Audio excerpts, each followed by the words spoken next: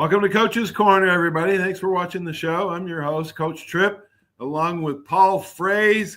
Gosh, I don't even know where to begin. 11-year NFL veteran, father, husband, fundraiser, advocate, philanthropist, now a podcast host.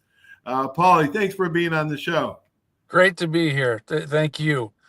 My gosh, I feel the apple doesn't fall far from the tree, so we're going to start at the beginning, okay? You grew up. Talk a little bit about your mom and dad. You were born in Elmira, New York, but I think New Hampshire. You went to high school. Talk about mom, dad, and any siblings that you had. Well, they're both salt of the earth. Dad was a preacher for how many years? I don't know. He was at the Congregationalist Church in Horseheads, New York, right outside of Elmira, and when I was 2 years old, I decided to move the whole family to New Hampshire. So anyway, no, dad pastored, probably 28 years at the same church up in New Hampshire. Wow. So yeah, and I had two older brothers and a younger sister, and wow, the good life, right? Growing up in a small town in New Hampshire, and great stuff. Great stuff. Oh my gosh! I had three older brothers, so I have a younger brother theory, Polly.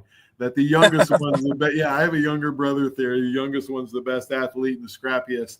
All right, wow. All right, so you get a scholarship to SU to play football. Talk about that process in playing for the Orange.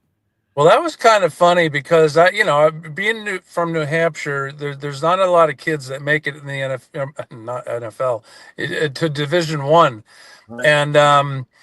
right. And my coach was at our high school for like 37 years, and he never had a pro player, and he thought I might be able to do it, so he put out 100 films, VHS or whatever it was back then, and Joe Paterno, he had actually sent one to Joe Pa, and Paterno sent it back and says, "I'm not interested in number 70, but who's number 32?" And it was our sophomore running back. But man, it worked out well because I was recruited hard by Boston College with Bicknell, and Flutie was I think he was a sophomore or a junior, and it was in the heyday of Boston College. So anyway, I went to the Syracuse Dome, saw 30,800 people watching a basketball game for the Orangemen versus the Redmen, and oh my gosh! And then I I decided to go there because Mac was pretty charismatic. Yep. And said, we were 65th in the nation, but he was like, "Do you want to be a part of something great? You need to come here." And I was like, okay.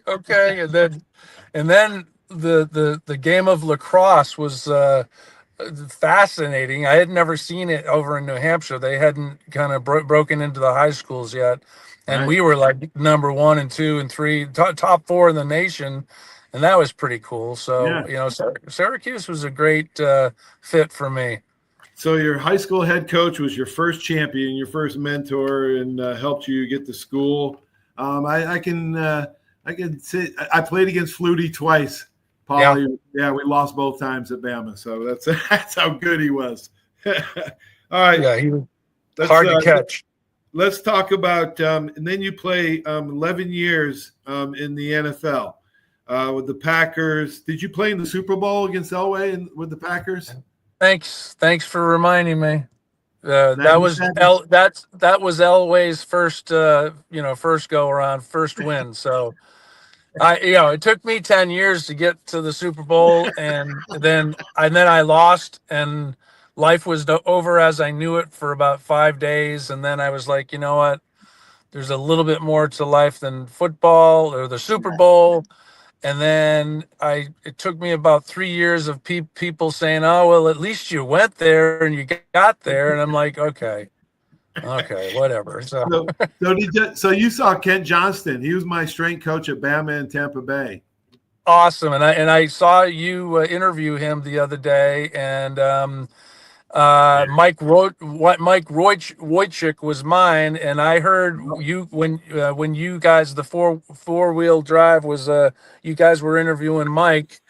Yeah. and he had mentioned, Kent Johnson. I didn't know when I was at Green Bay. So I was with the Jets for 7 years. Then played for Jacksonville for 2 years, and then Green Bay Right. for 1 year, and Baltimore. That was all smoke and mirrors, and yeah, Kent Johnson. What is it? What a great guy. It was What a great person he is, isn't yeah, he, man? yeah, yeah. He's just such a good friend of mine. All right, let's get into it. Let's talk about the book. I read the book, Game Changer. Here it is, folks, right here. Allison, your son Joshua on the cover. Is that Nibs or Rocky That, or? well, that's a stand-in. That's a Oh yeah. stand-in. So, Well, yeah, let's talk about the book, Paulie, the Game Changer. Joshua was born with MTM, myotubular myopathy. He defied the doctor's odds, finding doctors around the world. You and Allison did to take on this muscular disease. So rare, right. only 50 people in the world had it. And Yeah. the dog colony, more special people and dogs, success in research, trials, medical advances, 20 years to get venture capitalists on board. And last but not least, Allison's dreams in the middle of the night with gifts from God, man, wisdom to say things like you would in the morning. Say what? Right. So much to talk about. Oh my gosh. Let's start out. How did you pick the name Game Changer? Joshua's life there was a lot of instances of poignant. Uh, Nothing was a coincidence in Joshua's journey. There's no coincidences that Joshua was born to a mother who I call she had that New York chutzpah, Yeah. and a father that wouldn't, just tell me how to keep my son alive. And Allison was like, they don't know, so we have to figure it out. And Wow. yeah, so and but so Game Changer, Joshua, the dog Nibs. Yeah.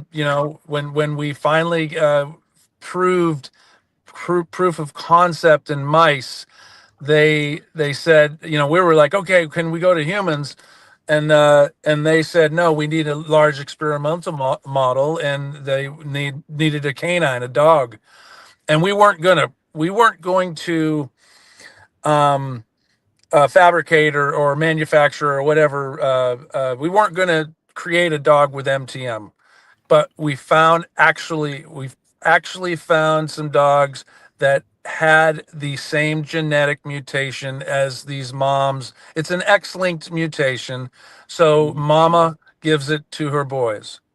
So, but it was so rare. And yes, Joshua was one of 50 or 55 known cases in the world when he was born in 95. The internet was just becoming a thing. Mhm. Now we know it's 1 in 46,000 births, male births. So there's probably about 5 to 8,000 kids out there with MTM. Wow. So Right yeah, now, yeah, right yeah, now. Oh yeah, my gosh. Allison woke up one day and said, let's start a foundation, the Joshua Frase Foundation, right. for congenital myopathy. Research was born. During Joshua's first year, there were no answers, no guidelines, no research, no doctors knew what they wouldn't know what they were talking about. And that all changed with the dog colony. Talk about that amazing dog colony that It you guys was support, and the handlers and all that. Yeah, it was fascinating. So again, we were engaged with proof of concept in mice. We needed a large animal, and we found a dog. You got to read the story. Our listeners, you got to read it because I it's a know it's hard. fast. It's hard to explain so much in so little time. Re- I know, Polly. yeah, really quick. It was we found a dog, and then we lost a dog because our doctors decided to. One was on vacation. Allison, uncharacteristically of her, said, "Okay, we found the dog. Now you guys, you scientists, got to go get the dog and bring it back."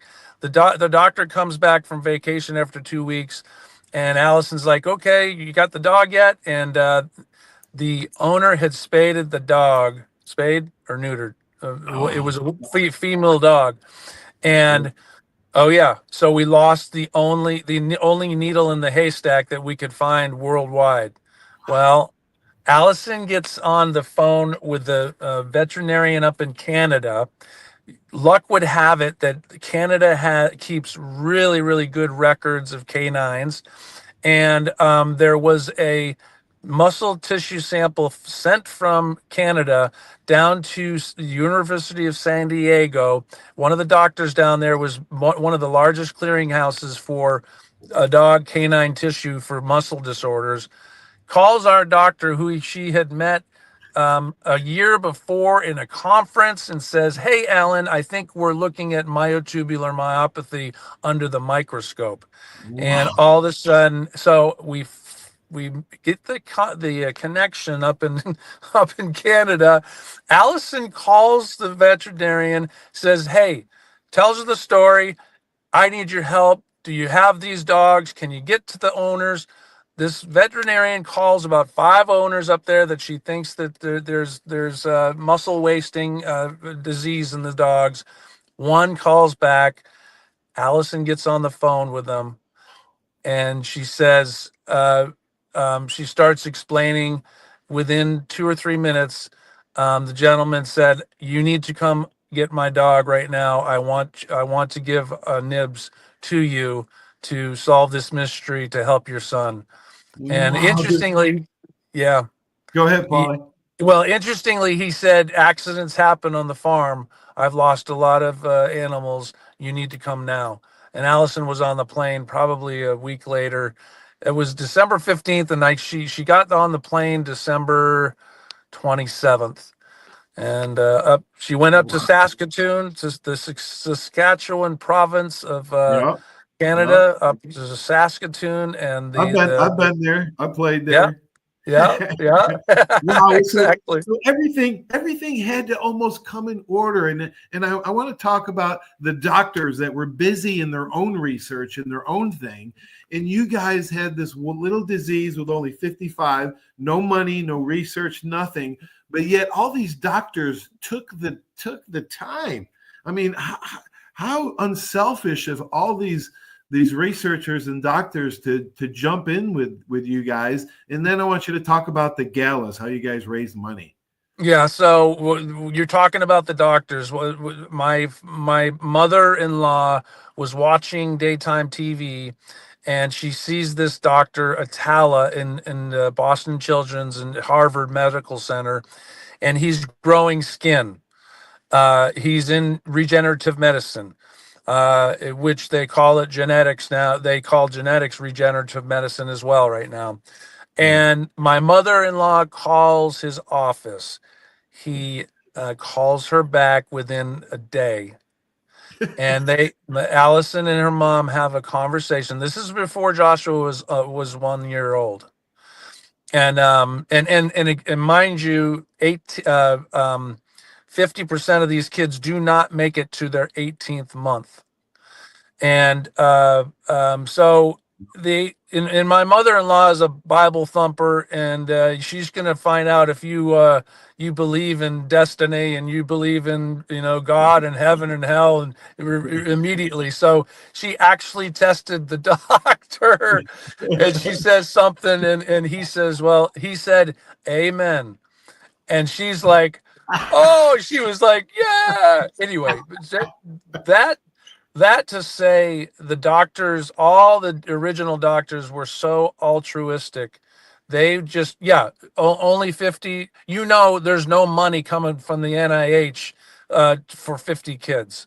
Right. So what happened was I had been in the league, enough years, and made some good friends. And I had the best man at my wedding was at Bear Stern, and he had climbed the corporate ladder, and he was in with a lot of heavy hitters. Oh, Pat Kelly, And is that who it was? Your best yeah, man? Yeah. yeah, Yeah. Well, I'm glad you mentioned Pat. yeah. He was what a, he everybody wanted to be like Pat. He was the class clown, but he was the genius as well, and you don't usually get that combination, right? So at Syracuse, he was the one that he was able to get us all out of trouble. And so I was the same year as him. Spent 5 years with him at Syracuse, and then he got drafted to where I wanted to get drafted. I always wanted to play for the Orange Crush, in Denver. Yeah. But so Pat got drafted, played in Denver for 2 years, and then he ended up coming back to the Jets, and we were teammates again for a couple years, and that was pretty darn cool. But when he got out of the league, he started doing the financial world. He climbed the ladder. He was one in a million guys. Just took up a storm, and he actually helped us.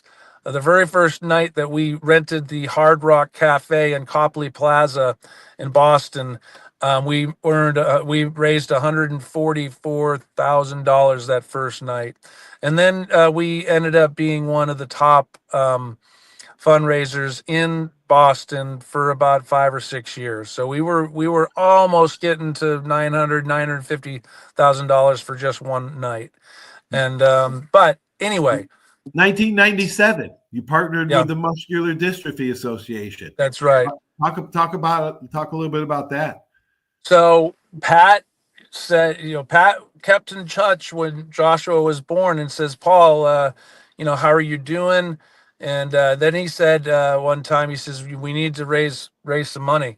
Let's have a party, get our Boston College friends and all of our Syracuse friends to converge on, the Hard Rock Cafe. And it was, we didn't look back, and what happened was we were able, in Allison, usually you give money to an institution and they take 60% and keep the lights on, and a few dollars gets to the research. Well, Allison's like, nope, you either give us, that first year she's like, you either give us 100%, dollar for dollar, or we're not cutting the check.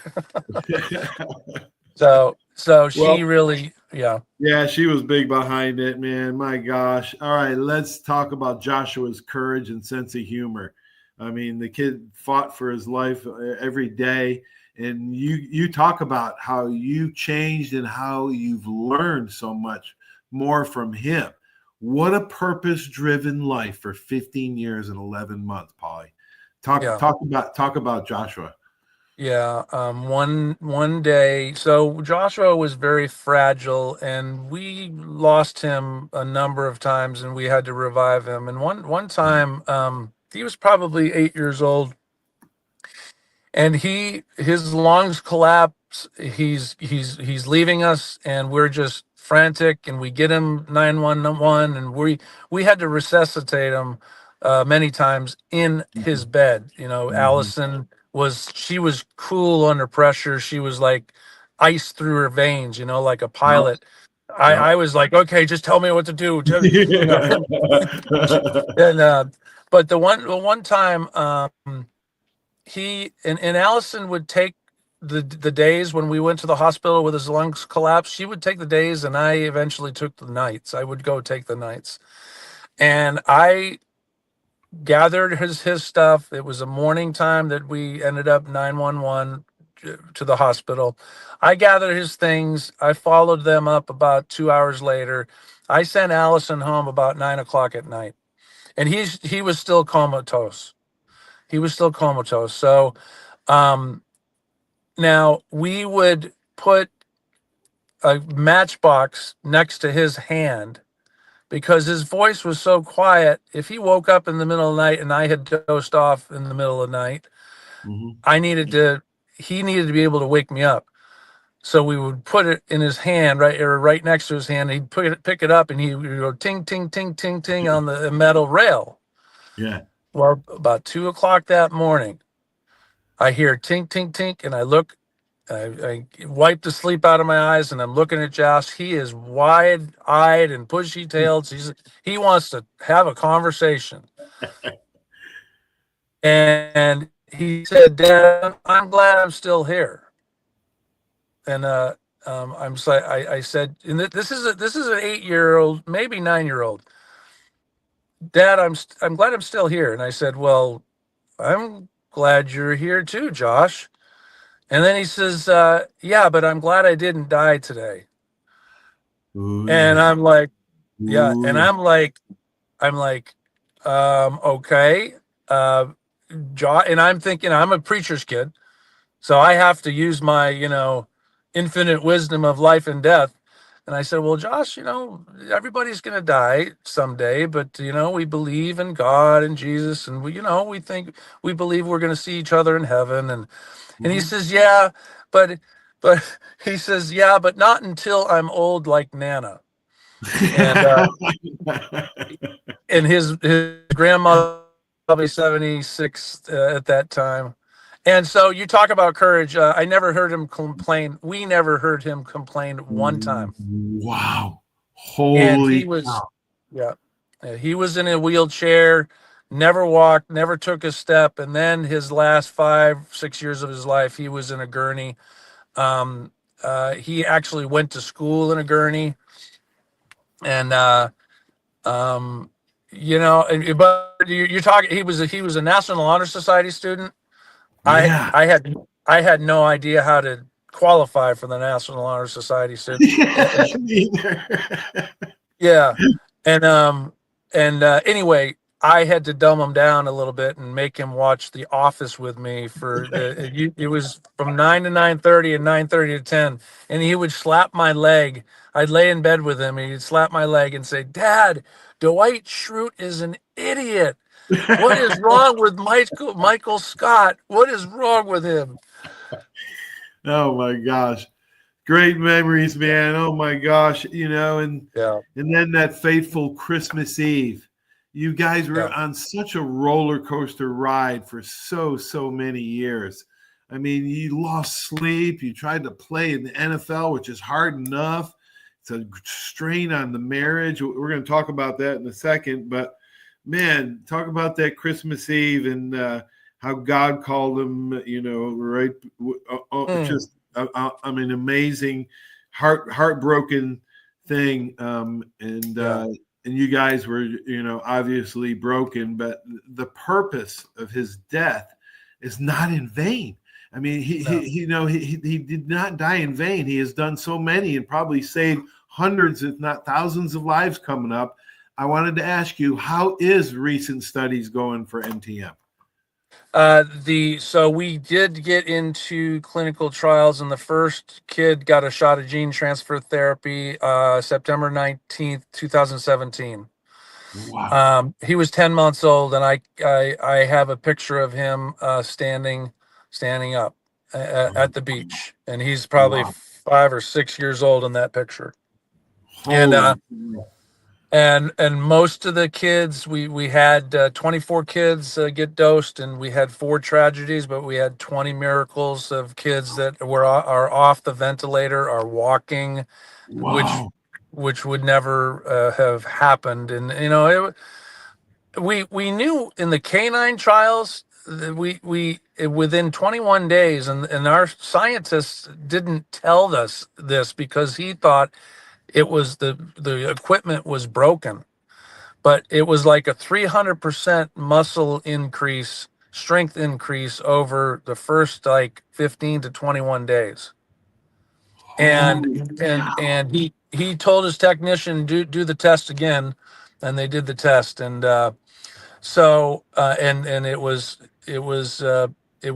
working perfectly in the canines. So what happened is we had just some amazing miraculous events take place in some of these kids, and we need to, Yeah, we need to so celebrate it, Paula. You're right. yeah, Now, let's talk about Nibs, the matriarch of that dog colony. Rocky, Pavlov, Turing, gene therapy, and Mandy Lockhart was one of the first, right? Dog colony handlers.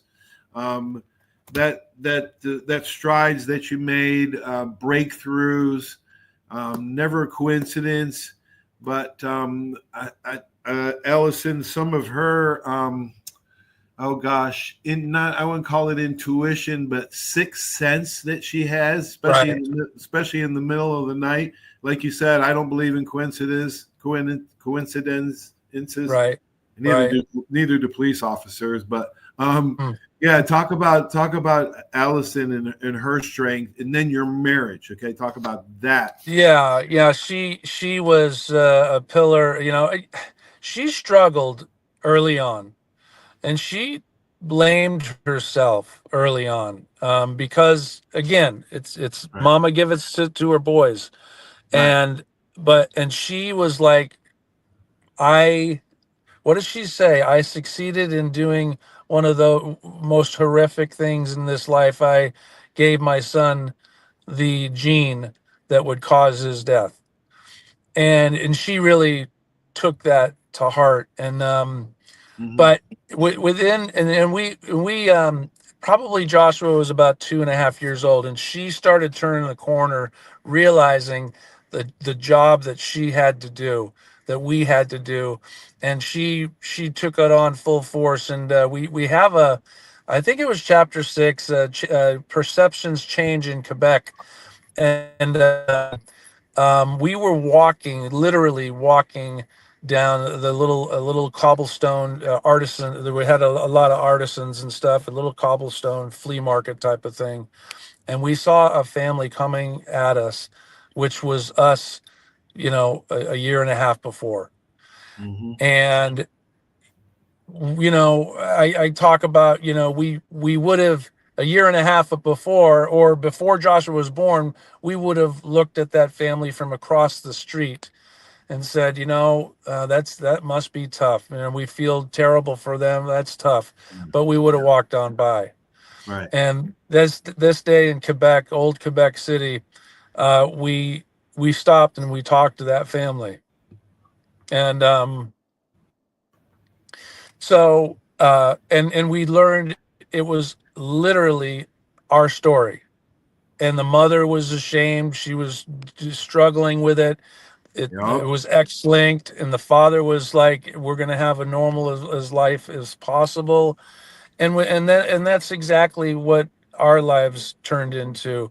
And Hmm. but Allison, I have told Allison many times, Joshua is alive because of you and your mom. Her mom sacrificed about 3 years when Joshua was first born, Yep. and as Allison was the best mother that that boy could ever have. You And know, Polly, numerous doctors counted him out, but you guys, how did you respond? Prayer was a huge factor for you, your faith and your hope and purpose. Um, and both of you had it, and both of you have to have it. I'm going to read an excerpt from the beginning of chapter 27. Here in America, I have a 50% chance of marriage ending in divorce. I am the father of a child with special needs, parents with special needs. At 80% of chance your marriage will end in divorce. I'm an NFL retired player. 60 to 80% of those marriages end in divorce. Joshua passed away. I became the father of a deceased child. 75% of those marriages end in divorce. Without God in both your lives. Talk about that, Polly. yeah, I mean, yeah, we we we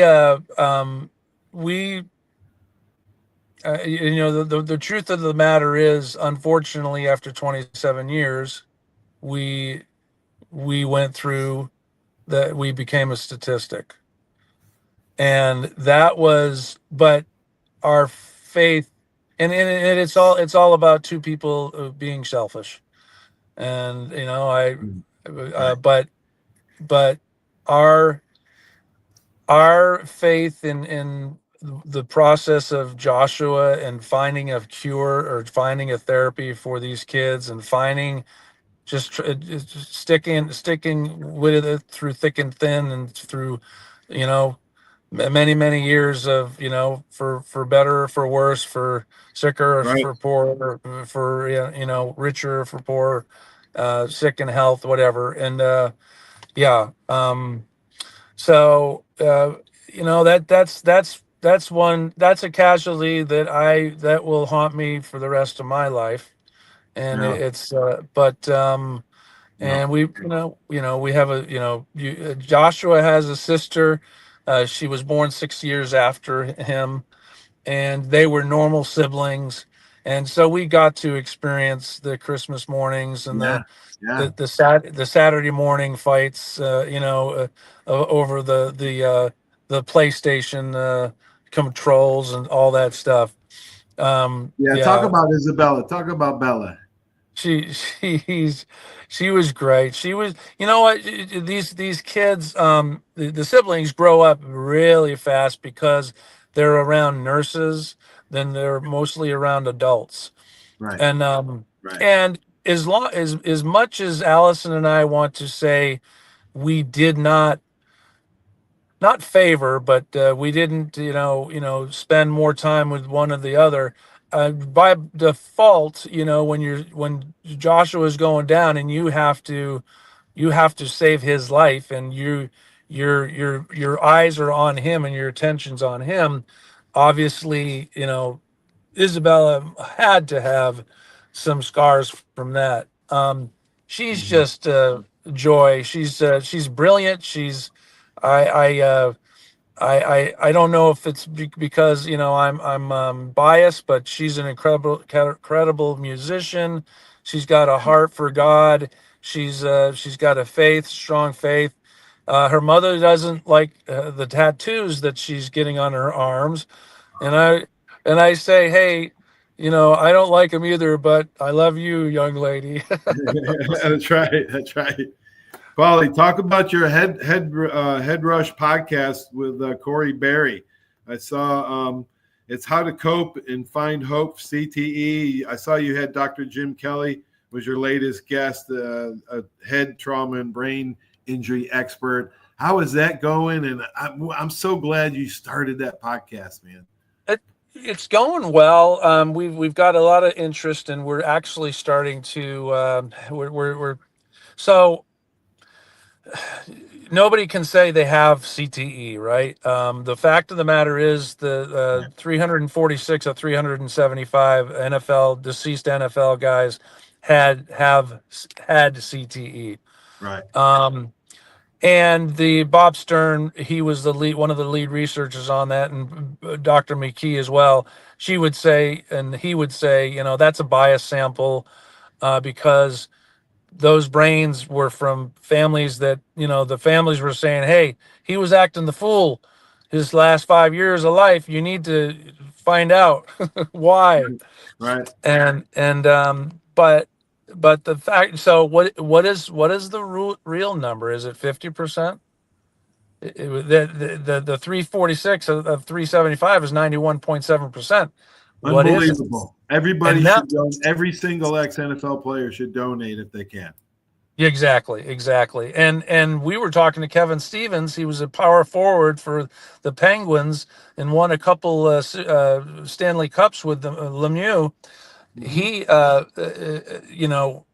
they're taking the checking out of the youth leagues, which is he's touting the mental health issues of Right. banging your head.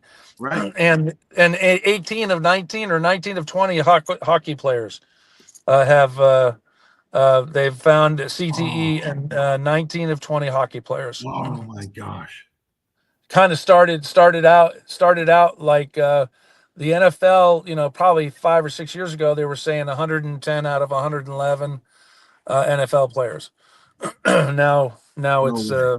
No way. yeah, No way. I yeah, know four of my ex teammates that committed suicide before they yeah. were 50. And yeah, it's just, I commend you, man. Kudos for that work.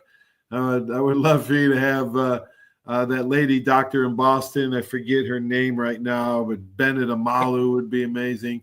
Polly, they got to be close. How close is the research to finding it out in living human beings?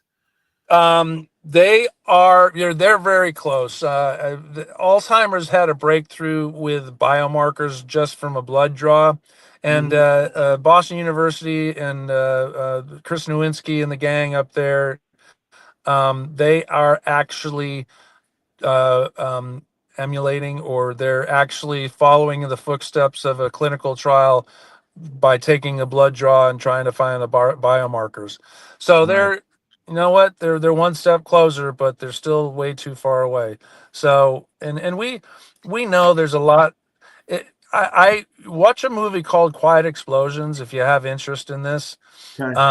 And it's all about inflammation. It's a blast explosive specialist who's featured. He's a Green Beret, Andrew Marr, and I think he went through 3 or 4 tours in Afghanistan, and Right. he was pretty darn messed up.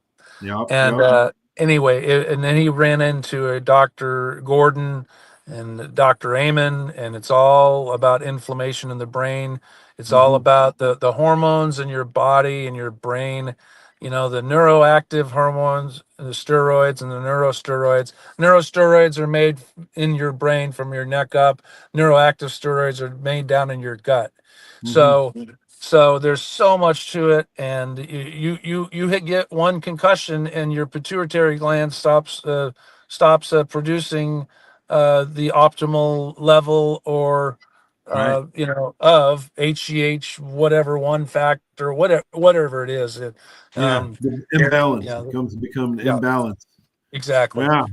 Marcus Paul Foundation golf outings coming up. I'd love to hear stories about SU's captain in 1988, Marcus Paul. Oh, he was, you know what? He was a gem. He was absolutely salt of the earth. He was always smiling. Obviously, a hitter. He ended up playing 4 or 5 years, I think, in the league, right?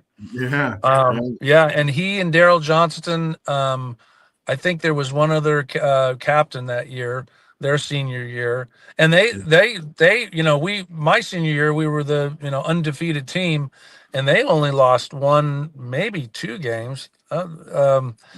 That year in 88, 89, they has that was a streak of 5, 6, 8 major bowl games that came upon Cuse. But Marcus Paul, they do a lot of scholarships for youth in the Kissimmee area where he grew up in Yeah. Orlando, Florida. And just he's dearly missed. Yeah. And Yeah.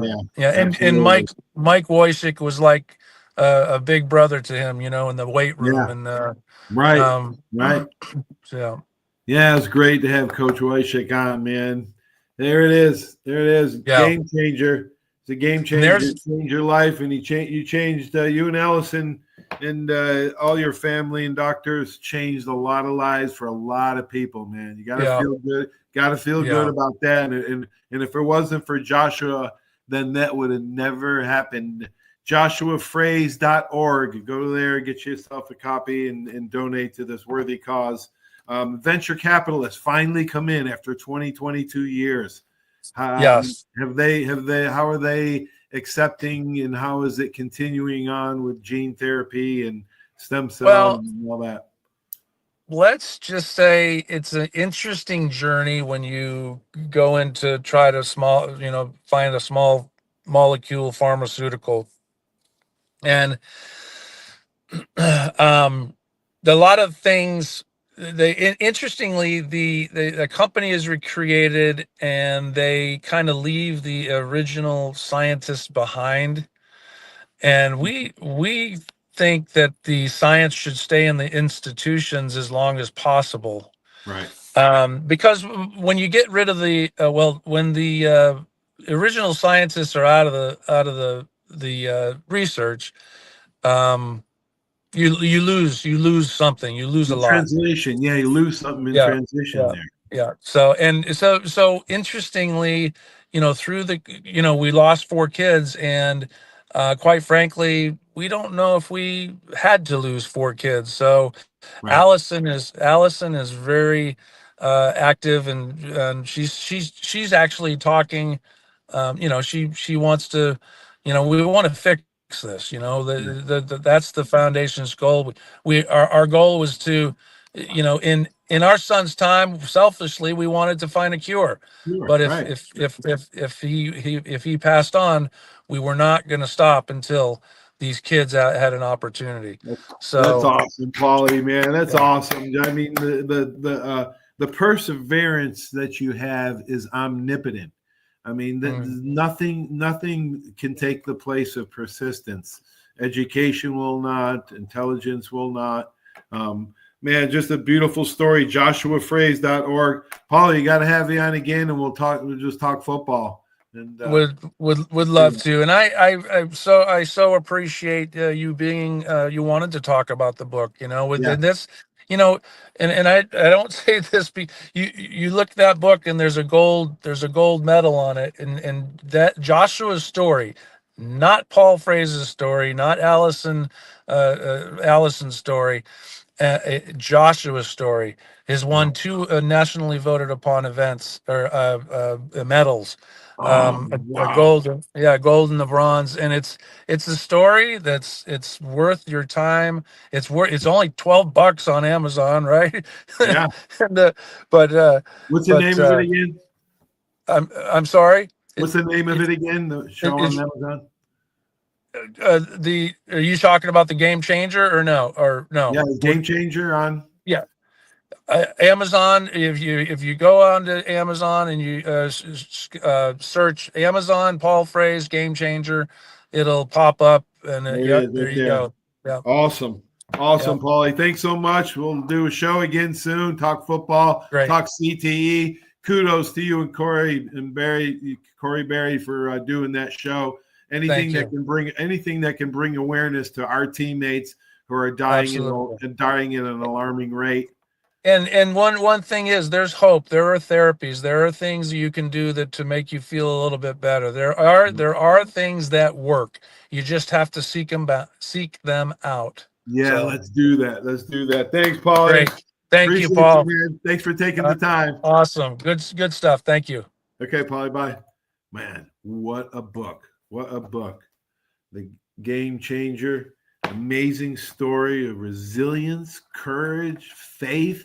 It's got it all. And so pick you up a copy. I want to thank Paulie for doing that, and everybody for watching the show. If you like it, make sure you share it, okay?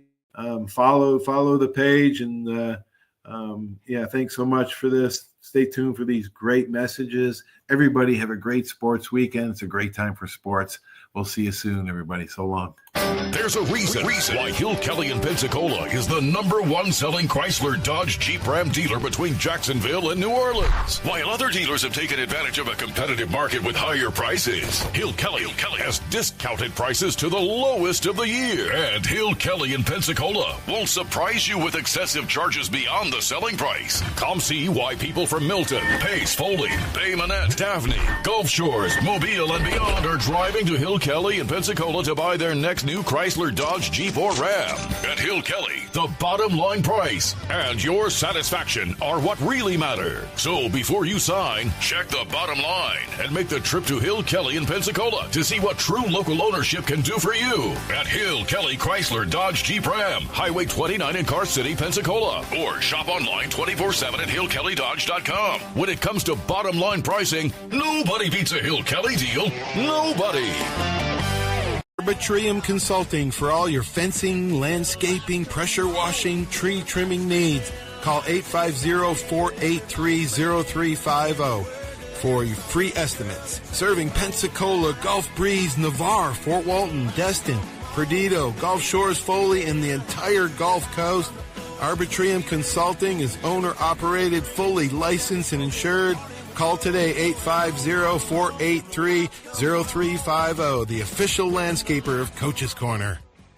Hey, Bama fans, this is Will Moore, president of the Pensacola Bama Club. You can find us at PensacolaBamaClub.com. We are your official alumni chapter in the Pensacola and surrounding areas. Membership is available to all alumni and all Bama fans, so come see us at one of our many events throughout the year. Our Bama football watch parties are the next best thing to being in Bryant-Denny Stadium. We even serve authentic stadium hot dogs. Membership, event, and contact information will be found on our website at PensacolaBamaClub.com. Roll Tide.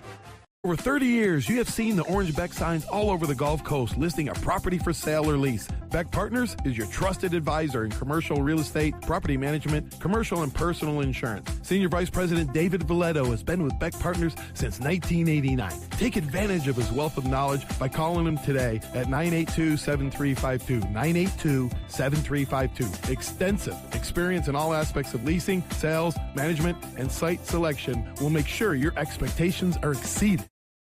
Did you know there's a place where you can get good neighbor service and surprisingly great rates on your home and auto insurance? Yep, and that place is, ta-da, State Farm. Here's the deal. State Farm agent Will Rentschler is your go-to agent in Pensacola, Florida for the service you deserve at the price that you want. So stop shopping around. State Farm agent Will Rentschler has you covered. Call 850-433-4678 for your surprisingly great rates today. Like a good neighbor, State Farm is there. Legal disclaimer, individual premiums will vary by customer. All applicants subject to State Farm underwriting requirements.